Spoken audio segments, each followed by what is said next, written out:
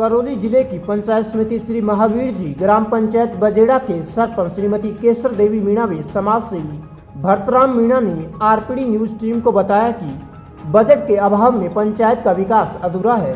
साथ ही उन्होंने कहा कि दूसरी सबसे बड़ी समस्या पंचायत क्षेत्र में अतिक्रमण की आ रही है। तो आइए जानते हैं बिरबल कड़वा के साथ विशेष बातचीत में सरपंच श्रीमती केसर देवी मीणा व समाज सेवी भरतराम मीणा के अपनी पंचायत के प्रति विचारों को। आरपीडी न्यूज से मैं बिरबल कड़वा और आज हम पहुंचे हैं ग्राम पंचायत बजेड़ा के अंदर। यहाँ जो सरपंच है श्रीमती केसर देवी, उनसे रूबरू होने जा रहे हैं कि पंचायत के क्या मुद्दे हैं, क्या एजेंडे हैं, ग्राम पंचायत में विकास कार्य किस प्रकार से चल रहे हैं। क्योंकि बात करते हैं कोरोना काल की घड़ी में ग्राम पंचायतें विकास की दृष्टि से पिछड़ गई थी और वर्तमान में क्या स्थिति है तो जानते हैं ताजहाल। और साथ में हमारे साथ जो रिटायर्ड जज है वो भी हमारे साथ प्रतिनिधि के तौर पे मौजूद है। उनसे भी रूबरू होंगे कि उनका राजनीति में कदम रखने का मुख्य कारण क्या है, क्योंकि ऑलरेडी इनका पूरा परिवार है वो एजुकेटेड है और पूरा परिवार लगभग नौकरी पेशा है, सभी सक्षम है, पार्टी है वैसे देखा जाए तो। लेकिन गांव में इनकी क्या वजह रही, क्योंकि एक जज बहुत बड़ा होता है, लेकिन ग्रामीण क्षेत्र में इनकी रुचि क्यों बढ़ी और कैसे है, तो बात करते हैं। सर नमस्कार। नमस्कार सर, पूरा परिचय। मेरा नाम भरतराम मीणा है जी और मैं सन 1985 में जुडिशरी में से पहले 2-3 सर्विस कर चुका था। जी जी मालिका का कार्यालय में ऑडिटर था। जी जी उसके बाद इसमें जुडिशरी में आया। जी। मेरा ये मानना था कि एक बार मेरे पिताजी के साथ कोई दुर्घटना घटित हुई कि उन्होंने किसी की जाने अनजाने में जमानत दे दी थी। जी जी तो मुझे ऐसा महसूस हुआ, जमानत के बाद वो नोटिस आया और वो परेशान रहे, कोर्टों में लगातार चक्कर काटते रहे, लेकिन वो 446 की जो सीआरपीसी कार्रवाई है वो ड्रॉप नहीं हुई। फिर मुझे उन्होंने दास्तान सुनाई। मैंने उनको ये कहा कि अब मुझे जुडिशल ऑफिसर बनकर लोगों के दुख दर्द को सुनना है और न्याय करना है। मैंने अपने कार्यकाल के दौरान बिना किसी लाग लपेट के ईमानदारी से कार्य किया और अपना कर्तव्य पूर्ण किया। वर्तमान में क्योंकि आपके सुना कि बच्चे भी अच्छे पोस्ट में, अच्छे पदों पे हैं और सरपंच, क्योंकि जैसे आप आरजेएसपी रह चुके हैं तो कहीं न कहीं नौकरी पेशा या हर तरह से अब सक्षम है वैसे देखा जाए तो। लेकिन मेरे कहने का तात्पर्य है कि आप ग्राम पंचायत में एक सरपंच का चुनाव जैसे अपने हैं सरपंच प्रतिनिधि केसर देवी, वजह ऐसी क्या आन पड़ी कि आप ग्राम पंचायत के सरपंच का चुनाव करें? ग्राम पंचायत बजेड़ा में चुनाव लड़ने का मानस इसलिए बना कि पहले एक मेरा बड़ा लड़का था, उसको कांग्रेस टिकट 2010 में डायरेक्टर का, और वो प्रधान बनना चाहता था, लेकिन इस इलाके के लोगों ने उसको दबा दिया और उसका टिकट कटवा दिया और साजिश रचकर। फिर हमें महसूस हुआ कि अब हमें चुनाव तो लड़ना है। सरपंच का चुनाव लड़ा तो कुछ लोगों ने मतलब जानबूझकर हमें हरा दिया और 2 बजे ही बूथ कैप्चर कर लिए। ये मेरी पत्नी है केसर देवी मीणा, ये चुनाव हार गई, थोड़ी वोटों से हारी। 2 बजे के बाद तो मतलब एक तरफा पोलिंग चला था, हम सब नौकरियों में थे, कोई था ही नहीं। उसके बाद फिर 2015 में चुनाव हुआ तो हमने निश्चित किया कि अब चुनाव लड़ना ही है। फिर एजुकेशन का सवाल आया तो मैं खुद चुनाव लड़ा सरपंच का। उस समय मतलब मेरे गांव के 50% लोगों ने दूसरे गांव में जाकर वोटिंग कर दी और हमें हरा दिया। तीसरी बार 2 साल से लगातार हमने प्रयास किया, कोविड के छिड़काव किया, गांव-गांव में घूमे, लोगों को किट बांटे, लोगों को सब्जियां बांटी और जो असहाय थे, बेसहारा थे, उनकी मदद की। और हम तो हर तरह से ही मतलब मदद करने को तैयार रहे।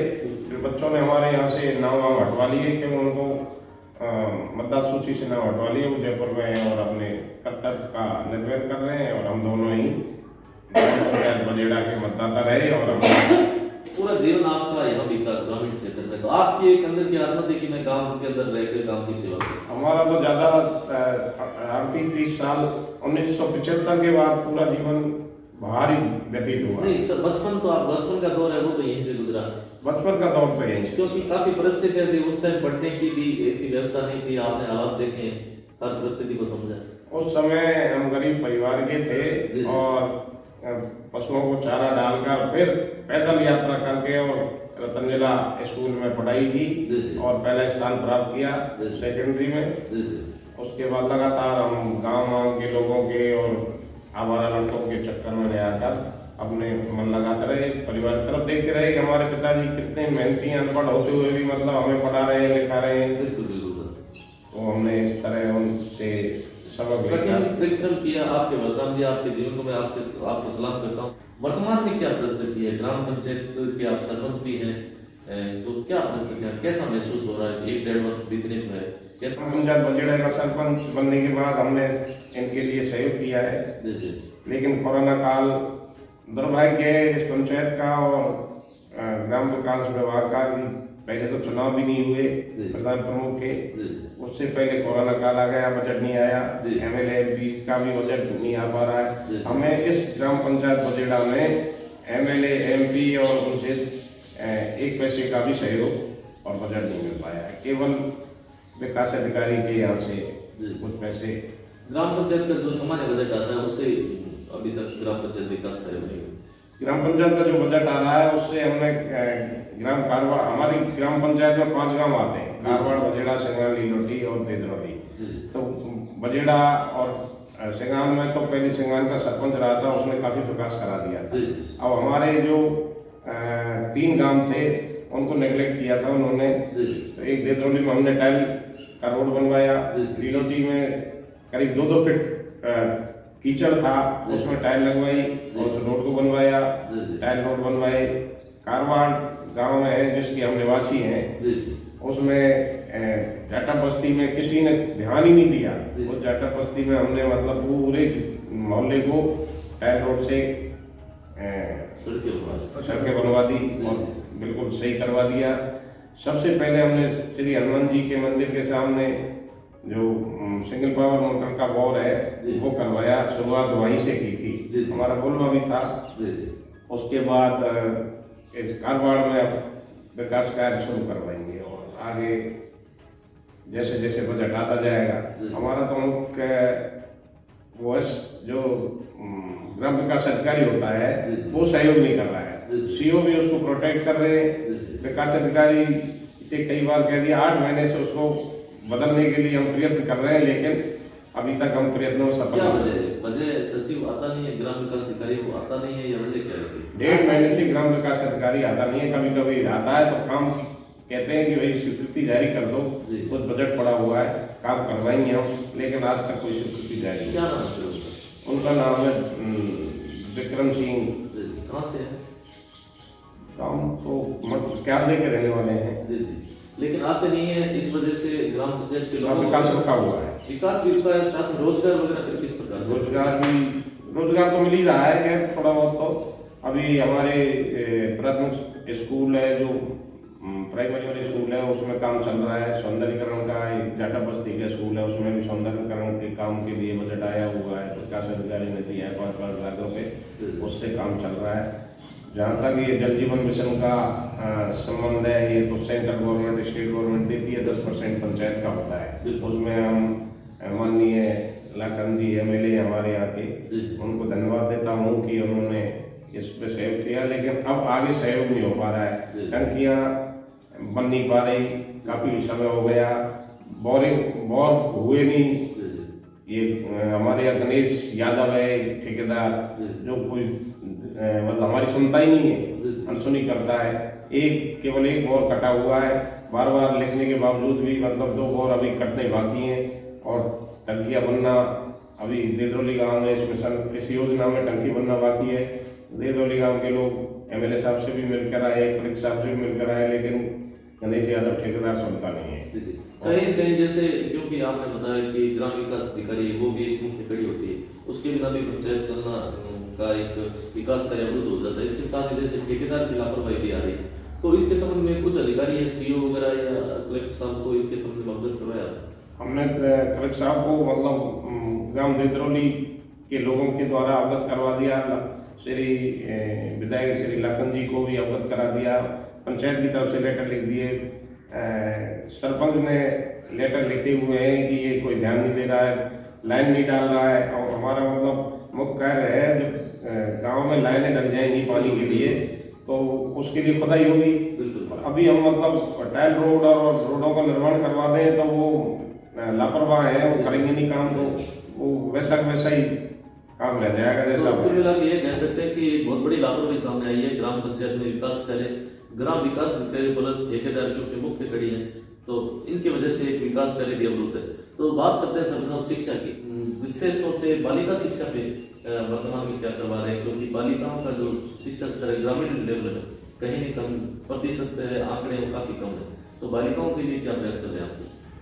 बालिकाओं के लिए पढ़ाई का वो चल रहा है। जी जी जी। फिर आपसे लोगों को समझाते हो कि बच्चों को पढ़ाओ? हाँ, बताते हैं, कहते हैं, बुलाते हैं, जाते हैं, पढ़ाओ बच्चों को। जी जी जी। और वो क्या है, भेज भी दिए बच्चे में। जी जी जी। और मास्टर भी ध्यान नहीं देते स्कूल पे। जी जी जी। प्राइवेट स्कूल में जाते ज्यादा बच्चे इधर। जी जी जी। तो आपका कहना है कि बच्चों को सरकारी स्कूलों में भेजना? हाँ, बच्चों को सरकारी स्कूल में पढ़ाओ जैसे करते, बिल्कुल बिल्कुल। वहाँ अच्छी भी मिलेगी। बिल्कुल बिल्कुल। जो सरकार के द्वारा जो योजना उसका भी लाभ मिलेगा। हाँ, उसका जो लाभ मिलेगा जी जी जी। बच्चों को। और काम मतलब बालिका शिक्षा बिल्कुल बहुत अच्छा काम कर रहे हैं आप। महिला है आपको, तो महिला का दर्द अच्छी तरह से जानती है, तो गांव की महिलाओं के लिए क्या करवाना चाहते हैं? क्या नया? रोजगार होना चाहिए सब, कोई रोजगार नहीं, फ्री बैठी है सब। जी जी।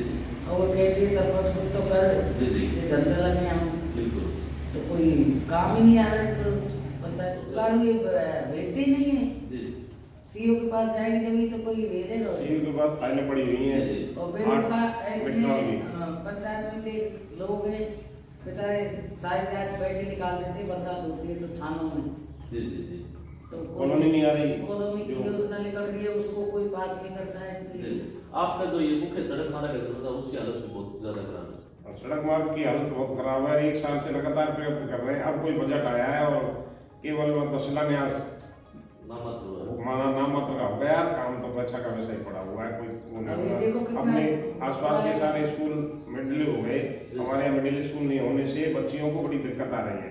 4-4 किलोमीटर तक बच्चियाँ पैदल जाती हैं, अकेली जाती हैं। बजेड़ा, लीलोटी और अब तो मतलब देदरोली में स्कूल हो गया, देदरोली छोड़परा जाती हैं। लेकिन यदि यहाँ कारवाड़ में प्राथमिक जो विद्यालय है वो मिडिल हो जाए, उच्च प्राथमिक हो जाता है, तो मतलब लड़कियों को पढ़ाने में ज़्यादा सहूलियत मिलेगी और बच्चे अधिक से अधिक बच्चियाँ पढ़ेंगी। अब तो भयभीत है वो कि रास्ते में कोई बदमाश लोग बहुत ज़्यादा रहते हैं, स्मैक पीते हैं इस एरिया में ज़्यादातर लोग। एक सबसे बीपीएल सर्वे 2002 के अंदर हुआ था, तो उसमें उसके बाद में आज तक कोई सर्वे नहीं हुआ। वर्तमान में क्या है कि जो गरीब है, बिल्कुल वंचित वर्ग है, बिल्कुल तो उनको लाभ नहीं मिल पाता। बिल्कुल नहीं और जो सक्षम है वो ऑलरेडी जैसे हर योजना का लाभ उठाते हैं, जैसे वो खाद्य सुरक्षा हो, जैसे प्रधानमंत्री आवास योजना हो। तो क्या आपने कभी ऐसा कोई एक्शन लिया उनके जो जो अनलीगल तरीके से फायदा उठा रहे हैं? हम लोगों ने तो बार बार कहा कि खाद्य सुरक्षा में गरीबों का ही नाम आना चाहिए। प्रधानमंत्री जो आवास योजना है उसमें गरीबों का नाम आना चाहिए, लेकिन आलीशान बिल्डिंगें बनी हुई हैं और वो मतलब अपनी अप्रोच से पुराने सरपंचों से उनसे मिल मिलाकर उन्होंने 2-3 लिस्टें जारी करवा दी। हमारे टाइम में तो कोई अभी लिस्ट जारी नहीं हुई। अगर ऐसा कोई केस आपके सामने आता है तो ग्राम पंचायत उसके विरुद्ध कोई एक्शन लेती है?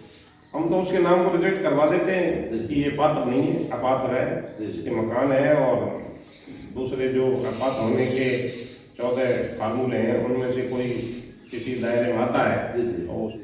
तो इसके अलावा ज़्यादा बात करते हैं कि सबसे बड़ी एक समस्या रहती है ग्राम पंचायत के रास्तों की। कहीं कहीं जैसे अतिक्रमण हो या रास्तों का विवाद ज़्यादातर ऐसा मतलब सामने आता है कहीं के, तो उसको लेके आपके द्वारा कोई ऐसे कोई रास्तों का निस्तारण है, ऐसे कार्यक्रम भी हैं? अब रास्तों में निस्तारण में तो हम बहुत रुचि लेना चाहते हैं, लेकिन जो डंडे वाले हैं, लठ भारतीय लोग हैं, उनसे डरकर हम आगे कदम नहीं उठा रहे हैं और हमारा कोई सहयोग नहीं करेगा। उन गुंडों का ही सहयोग करने को लोग। आप तो उच्च अधिकारी पर अगर आप ये भाव रखोगे तो हम व्यक्ति के क्या बदलेंगे? क्या कर सकते हैं? प्रशासन साथ नहीं देता, सीईओ तो बिल्कुल साथ नहीं दे रहा। कभी उसको एक नोटिस मिल गया था जुडिशरी से जो कहता है जुडिशरी ऑफिसर है इसको तो नेग्लेक्ट करो। महावीर प्रसाद सीईओ है, उसको 8 महीने से हम एक ट्रांसफर के लिए बार बार शिकायत कर रहे हैं, निवेदन कर रहे हैं कि यहाँ लोग सिग्नेचरों के लिए भटकते रहते हैं, लेकिन आपका ये ग्राम विकास अधिकारी है, ये सिग्नेचर करने तक भी नहीं आता। तो कहीं के प्रशासन की नाकामी भी नजर आ रही है। इसके अलावा सब बात करते हैं वर्तमान में कोविड-19 महामारी की तीसरी दस्तक की आहट आ रही चल रही, वर्तमान जो आंकड़े चल रहे हैं, तो लोगों को क्या संदेश देना चाहिए? हम अपने यहाँ उप स्वास्थ्य केंद्र काफी समय पहले ही खुला हुआ है, यहाँ एनएम अनीता है, वो बहुत बढ़िया वो है, बेचारी जा और अपने क्षेत्र में टीकाकरण करती है, पकड़ के भी लाते हैं, हम समझाते हैं उनको, समझाइश करते। तो 2 डोज लग चुके हैं हमारे यहाँ। बहुत ही कोई 1-2% ही ऐसे हैं जो मतलब इसमें जिन्होंने लापरवाही बरती है और उनको नहीं लग पाए हैं, करते हैं। फिर भी हम उनको समझाते हैं और ज़्यादा से ज़्यादा हमारे यहाँ कोई अभी तक इस एरिया में ग्राम पंचायत बजेड़ा में बाहर से आया हुआ एक व्यक्ति पॉजिटिव हुआ था, जो वो बाहर से ही एक्सपायर होकर आया था।